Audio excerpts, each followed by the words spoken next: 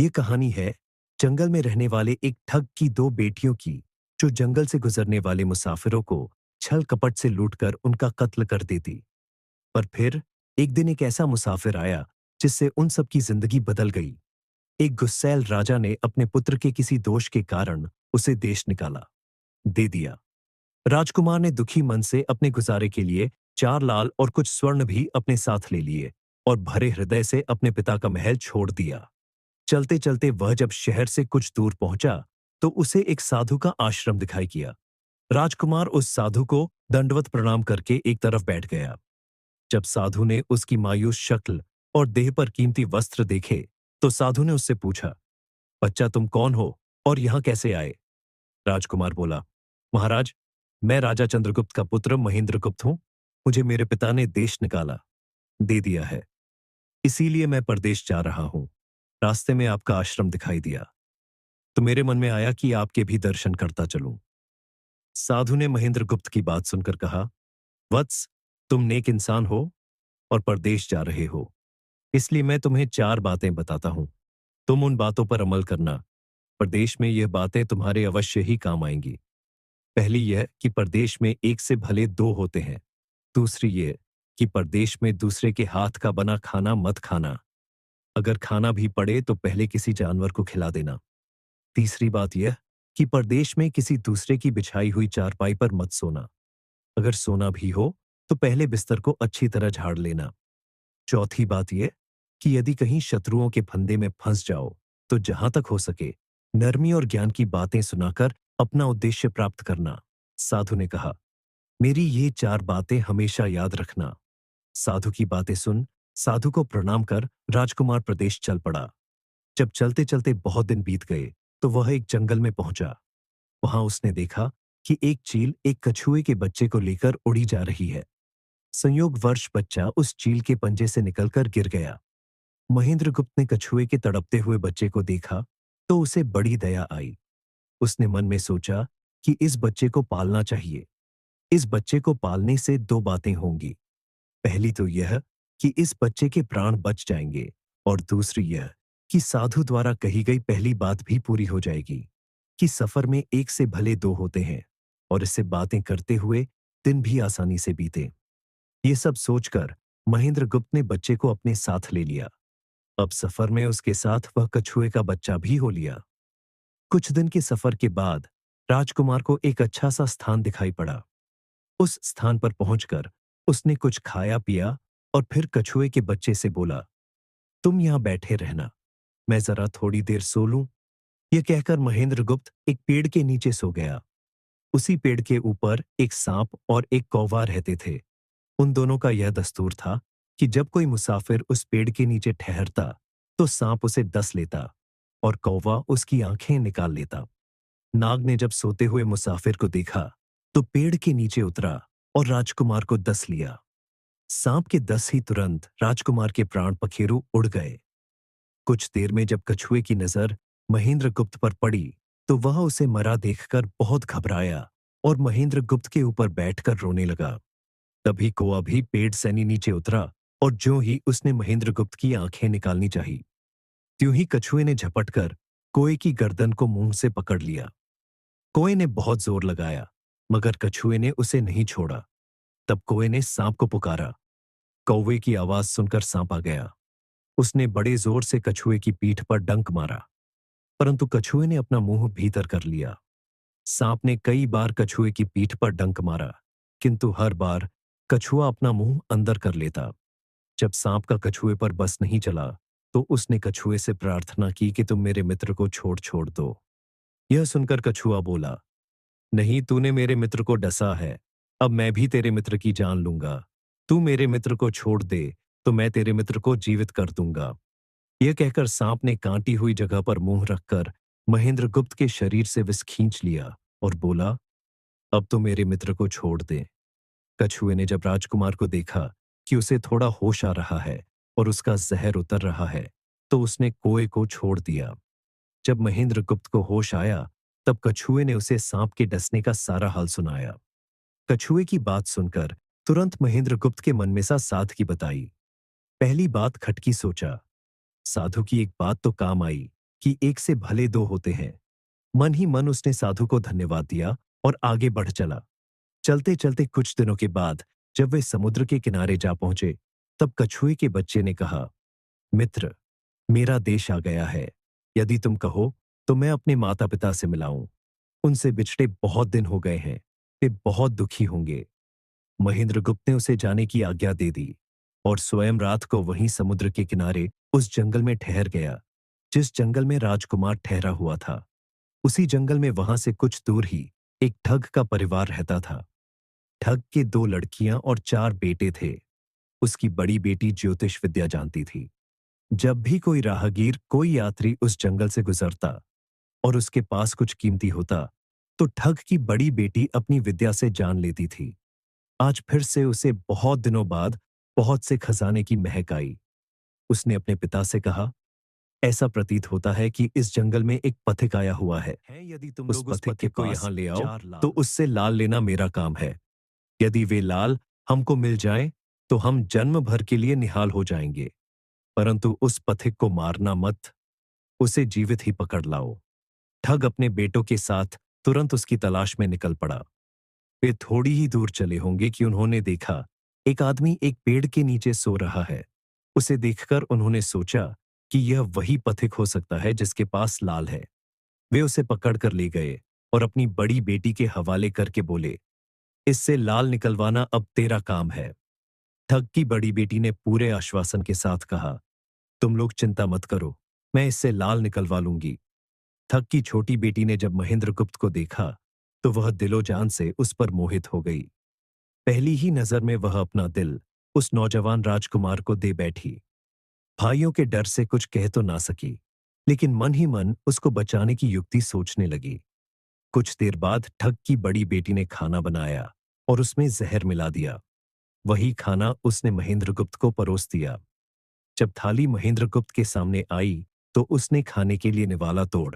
जैसे ही उसे खाने को हुआ, तभी उसे साधु की कही गई दूसरी बात याद आई। उसने थाली में से थोड़ा सा भोजन निकालकर कुत्ते के सामने डाल दिया। जैसे ही उस खाने को कुत्ते ने खाया, वो तुरंत मर गया।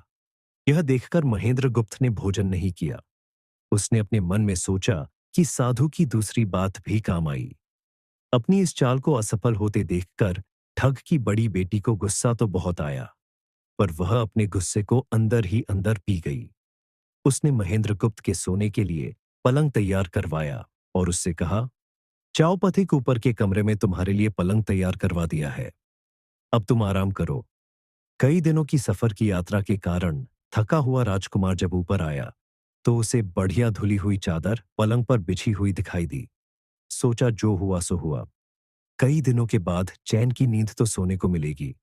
वो जैसे ही पलंग पर बैठने को हुआ तो उसे साधु की तीसरी बात याद आई कि परदेश में हमेशा बिस्तर को झाड़ कर सोना। जैसे ही उसने बिस्तर को झाड़ा तो उसके होश उड़ गए। वो बिस्तर एक कच्चे सूत से तैयार किया गया था जिसके नीचे आग का कुआं था। महेंद्रगुप्त ने देखा, कुएं के अंदर बड़े बड़े आग के अंगार धधक रहे हैं। सोचा साधु की तीसरी बात भी काम आई। उसने एक बार फिर मन ही मन साधु का धन्यवाद किया और पास पड़ी एक टूटी हुई चारपाई पर लेट गया। थोड़ी देर पहले जो राजकुमार चैन की नींद लेने की सोच रहा था, अब नींद उसकी आंखों से कोसों दूर थी। अब तो उसे अपनी जान के लाले पड़े थे। सोचने लगा, आज की रात बचना बहुत कठिन है। तभी ठग की छोटी बेटी मौका पाकर आई और कहने लगी, हे प्रिय, मैं तुम पर दिलो जान से न्यौछावर हूं, परंतु आज की रात मेरे वश में कुछ नहीं है। आज की रात मेरी बड़ी बहन की बारी है, जिस तरह भी हो सके। बस आज की रात मेरी बहन से अपने प्राण बचा लो। कल मेरी बारी है, हे स्वामी। मैं तुम्हारी दासी हूं, मैं तुम्हें साफ बचा लूंगी। इतना कहकर ठग की छोटी बेटी चली गई। जब सब लोग खाना खा चुके तो ठग की बड़ी बेटी ऊपर बने कमरे में चली। सोचा अब तक तो पथिक जलकर राख बन चुका होगा, पर जैसे ही वह कमरे के अंदर आई और देखा कि पथिक तो बिल्कुल सही सलामत टूटी हुई चारपाई पर लेटा हुआ है, तो उसके क्रोध की कोई सीमा ना रही। तुरंत उसने कटार निकाली और क्रोध से बोली, हे पथिक, या तो अपने चारों लाल मुझे अभी के अभी दे दे, वरना मैं तुझको मार डालूंगी। उसी समय महेंद्रगुप्त को साधु की चौथी बात याद आई कि कहीं शत्रुओं के फंदे में अब फंस जाओ तो जहां तक हो सके नरमी और ज्ञान की बातें सुनाकर अपना उद्देश्य प्राप्त करना। उसने सोचा कि आज रात बचना मुश्किल है, पर साधु की चौथी बात भी आजमानी चाहिए। महेंद्र गुप्त ने यह सब सोचकर लड़की से कहा, मेरे पास लाल नहीं है। यदि तू मुझको मारेगी तो वैसे ही पछताएगी, जैसे बंजारा अपने कुत्ते को मारकर पछताया था। लड़की गुस्से में बोली, कौन बंजारा और कौन सा कुत्ता, क्या बक रहे हो तुम? तब राजकुमार बोला, तुम नहीं जानती तो सुनो। लड़की एक बंजारा था जिसने एक कुत्ता पाल रखा था। वो कुत्ता बहुत समझदार था, जिसे बंजारा अपनी औलाद से भी ज्यादा प्यार करता था। एक समय ऐसा आया कि एक कातक नाम की भयंकर बीमारी के चलते बंजारे का सारा परिवार उस बीमारी की भेंट चढ़ गया और बंजारे की करोड़ों की संपत्ति भी बिक गई। दुखी बंजारा अपने कुत्ते को लेकर आगरा में एक साहूकार के पास जाता है और साहूकार को 10,000 के बदले अपना कुत्ता गिरवी रखने को बोलता है। उस समय 10 लाख एक बहुत बड़ी रकम होती थी। पहले तो बनिए ने बंजारे को मना कर दिया, पर फिर कुछ सोचकर उसने बंजारे को 10 लाख दे दिए। कुछ ही समय बीता था कि एक रात सेठ के घर डाकू घुस गए। बंजारे का कुत्ता सब हरकत देख रहा था। सोचा भोंकू तो परिवार के सब लोग उठ जाएंगे और ये डाकू उनका भी कत्ल कर देंगे। वो चुपचाप बस उनको देखता रहा। जब डाकू सेठ के घर चोरी किए हुए धन को लेकर चल पड़े, तो कुत्ता चुपचाप उनके पीछे पीछे हो लिया। सेठ के पास इतना धन था कि डाकू उसे निकाल तो लाए, पर अब उनसे वो लेकर चला भी नहीं जा रहा था। दिन भी निकलने के करीब हो चला था। डाकुओं ने सोच विचार कर उस धन को एक तालाब के अंदर छिपा दिया। सोचा बाद में आराम से निकाल ले जाएंगे। कुत्ता डाकुओं की सब करामात देख चुपचाप वापस घर चला गया। सुबह हुई तो सेठ के घर कोहराम मच गया। पता चला कि चोर सारा धन निकाल ले गए। सेठ का रो रो कर बुरा हाल था। आसपास के लोग उसे दिलासा दे रहे थे। मैंने सुना था बंजारे का कुत्ता बहुत समझदार है, पर यह नमक हराम तो एक बार भौंका तक नहीं। तभी बंजारे का कुत्ता उस सेठ की धोती पकड़कर खींचने लगा। कुत्ते की हरकत देख पास खड़े एक समझदार व्यक्ति ने सेठ से कहा, सेठ जी, यह कुत्ता कुछ कहना चाह है, हमें इसकी सुननी चाहिए। और सभी लोग कुत्ते के पीछे पीछे हो लिए। सबको लेकर कुत्ता उसी तालाब के पास पहुंच गया जहां रात को डाकुओं ने सारा धन छिपाया था, और तालाब में घुसकर अशर्फियां से भरी थैली अपने मुंह में दबाकर बाहर आया। तुरंत सेठ के नौकर उस तालाब में कूद गए और चोरी किया हुआ सारा धन बरामद कर लिया। सब देख सेठ आंखों में अश्रु लिए कुत्ते से कहता है, मुझे माफ कर देना, मैंने तुम्हें बहुत बुरा भला कहा। सेठ ने वही कागज मंगवाया और बंजारे के नाम चिट्ठी लिखी। भाई बंजारे, तेरे कुत्ते ने मेरे 10,000 पूरे कर दिए। मैं तेरे कुत्ते को तेरे पास भेज रहा हूं। अगर तुझे और भी 10, 20, 500 हजार की जरूरत हो तो मेरे पास आकर ले जाना। इतने समझदार कुत्ते को मेरे पास छोड़ने के लिए तहे दिल से तुम्हारा धन्यवाद। पनिया चिट्ठी। कुत्ते के गले में टांग उसे नम आंखों से विदाई देता है। कुत्ता घूमता घूमता जब 4-5 दिन बाद बंजारे के पास पहुंचता है, तो कुत्ते को आता देख बंजारे के तन बदन में आग लग जाती है। कहता है, मैं तुझे बनिए के पास गिरवी रख कर आया था और तू वहां से भाग आया। तूने मेरी बेइज्जती कर करवा दी। गुस्से में अंधा हुआ बंजारा तुरंत पिस्तौल निकाल कुत्ते को गोली मार देता है और सिर पकड़कर वहीं बैठ जाता है। कुछ देर बाद जब उसकी नजर कुत्ते के गले में टंगी हुई पर्ची पर पड़ी, तब बंजारा वो पर्ची निकाल उसे पढ़ता है। पर्ची पढ़ते ही बंजारा फट पड़ता है। वो दहाड़े मार मार खून के आंसू रोता है। पर अब भला क्या हो सकता था? बंजारे की कहानी सुना। महेंद्र गुप्त ठग की बेटी से कहता है, एक और कहानी सुनो लड़की। एक राजा के पास एक बहुत समझदार पढ़ाया हुआ तोता था। वह बड़ा चतुर था। एक दिन राजा तोते को अपने साथ गंगा स्नान को ले गया और उसको घाट पर बैठाकर स्वयं स्नान करने लगा। तभी तोते की नजर अमरफल पर पड़ी, जो पास ही नदी में बहता हुआ आगे बढ़ा जा रहा था। वह उसको नदी से बाहर निकाल लाया और राजा के आने पर उसको वह अमरफल देता हुआ बोला, महाराज, यह अमरफल है, इसे खा लीजिए। राजा ने कहा, मैं अकेला अमरफल खाकर क्या करूंगा? अपने बाग में लगा दूंगा। जब इसमें फल लगेंगे तब सब कुटुंबों को खिलाकर अमर कर दूंगा गंगा स्नान से लौटकर। राजा ने वह फल माली को देकर कहा, इस फल को बाग में लगा दो। थोड़े ही दिनों में पेड़ फल फूल गया। उसमें फल लगने लगे। एक दिन एक फल पककर पेड़ से गिरा तो उसे सांप ने सूंघ लिया, जिससे वह जहरीला हो गया। अनजान माली वह अमर फल लेकर राजा के पास आया। राजा फल को देखकर बहुत खुश हुआ और कुछ सोचकर वो फल पहले कुत्ते को खाने को दिया, क्योंकि राजा बड़ा नीतिवादी और विचारवान था। वह जानता था कि बिना सोचे समझे किसी भी वस्तु को खाना ठीक नहीं होता। राजा ने जो ही वह फल कुत्ते को खिलाया, कुत्ता मर गया। यह देखकर राजा ने क्रोधित होकर अपने तोते से कहा, बेईमान तोते, तू हमें जहर देकर मारना चाहता था। यह कहकर राजा ने क्रोध में आकर तोते को मार डाला और माली से कहा, इस पेड़ के चारों ओर घेरा डाल दो, जिससे कोई इसका फल न खा सके। एक दिन उसी शहर में एक सास बहू में भीषण लड़ाई हुई। बुढ़िया घर से निकलकर कहने लगी, आज मैं राजा के बाग में जाकर जहर वाला फल खा लूंगी। ये कहकर वह बाग में आई और जैसे ही उसने फल तोड़कर खाया तो वह 16 वर्ष की युवती बन गई। जब राजा को यह समाचार मिला तो उसे सारा माजरा समझते देर न लगी। राजा को बड़ा दुख हुआ। वह कहने लगा, वास्तव में यह अमर फल ही है। मैंने व्यर्थ ही इतने समझदार तोते को मार डाला। इतनी दास्तान कहते कहते सवेरा हो गया। तब ठग की बेटी ने महेंद्र गुप्त से कहा, आज तो तूने मुझे बातों में लगाकर अपनी जान बचा ली, परंतु आज रात मेरी छोटी बहन की बारी है। वो तुझे हरगिज जीवित ना छोड़ेगी। जब ठग की छोटी बेटी को पता चला कि महेंद्र गुप्त जिंदा और बिल्कुल सही सलामत है, तो उसकी खुशी का ठिकाना ना रहा। अपनी बहन को दिखाने के लिए ऊपरी मन से बोली, तुम निश्चित रहो बहन, मैं आज इसे लाल लिए बगैर छोड़ने वाली नहीं हूं। दिन बीता और रात हुई, तब ठग की छोटी बेटी महेंद्र गुप्त के पास गई और बोली, भगवान का शुक्र है जो तुमने चालाकी से अपनी जान बचा ली। महेंद्र गुप्त बोला, तुम सब ऐसा क्यों करते हो? तब ठग की छोटी बेटी बोली, हमारी तो यही रीत है कि मेरे भाई और बाप मुसाफिरों को पकड़कर लाते हैं और हम बहनें अपनी चालाकी से उनसे माल हथ कर उन्हें मार डालती हैं। फिर वह बोली, पर तुम चिंता मत करो, अब मेरी बारी है और मैं तो दिलो जान से तुम्हारी दासी हूं। तुम्हें जैसा समझ पड़े वैसा ही करो। यह सुनकर महेंद्र गुप्त बोला, प्रिय, तुम भी मुझे देखते ही पसंद आ गई थी। दिल करता है कि हर पल तुम्हारे पास ही रहूं। तुम अपनी बड़ी बहन की तरह नहीं हो। तुम एक नेक दिल औरत हो। तुमसे मेरा कुछ भी छिपा हुआ नहीं है।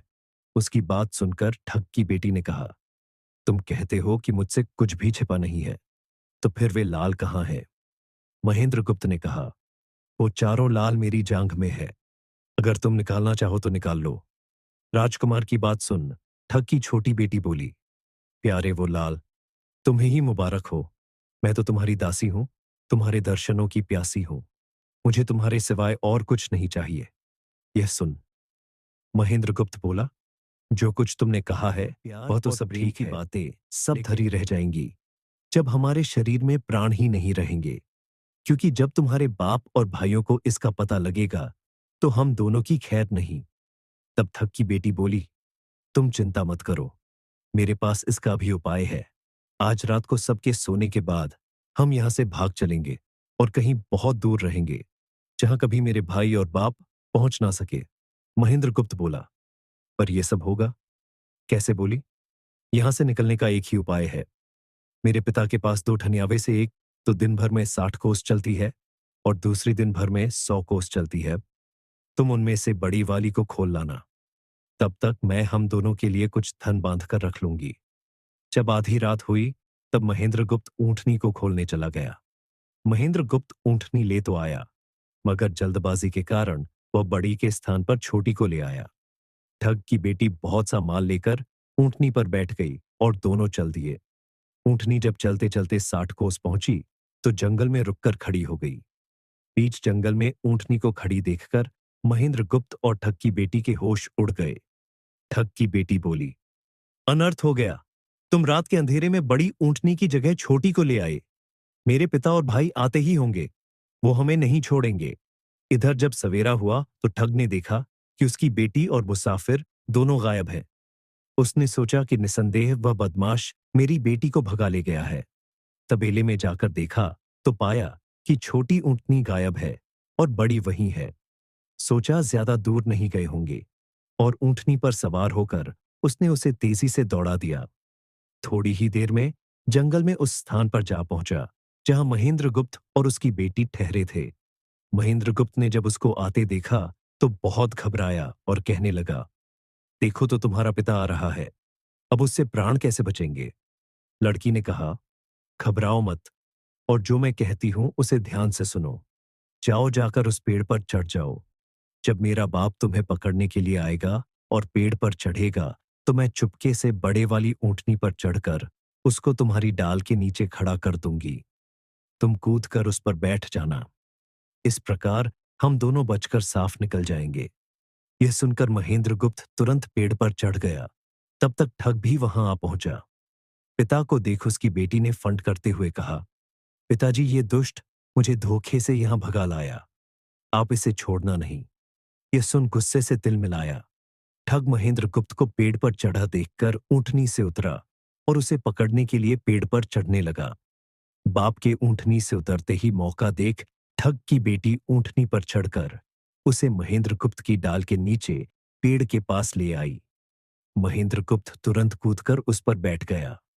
महेंद्रगुप्त के बैठते ही ठग की बेटी ने ऊंटनी को दौड़ा दिया। ठग हाथ देखता रह गया। ठग की बेटी और महेंद्रगुप्त कई दिनों का रास्ता तय कर एक शहर में पहुंचे और दोनों वहीं बस गए। वहां महेंद्रगुप्त ठग की बेटी के साथ आराम से दिन गुजारता रहा, और जब उसके देश निकाले की अवधि पूरी हो गई, तब वह उसको लेकर अपने राज्य चला गया और उसके साथ शादी कर हंसता खेलता जीवन व्यतीत किया। निष्कर्ष, महेंद्रगुप्त और ठग की बेटी की यह कथा हमें यह सिखाती है कि प्रेम और विश्वास का बंधन सबसे मजबूत होता है। जब बुद्धिमत्ता, धैर्य और निस्वार्थ प्रेम मिलते हैं, तो असंभव को भी संभव बनाया जा सकता है। जीवन में चाहे कितनी भी कठिन परिस्थितियां क्यों ना आए, सही निर्णय, संयम और परस्पर विश्वास हमें हर संकट से बाहर निकाल सकते हैं।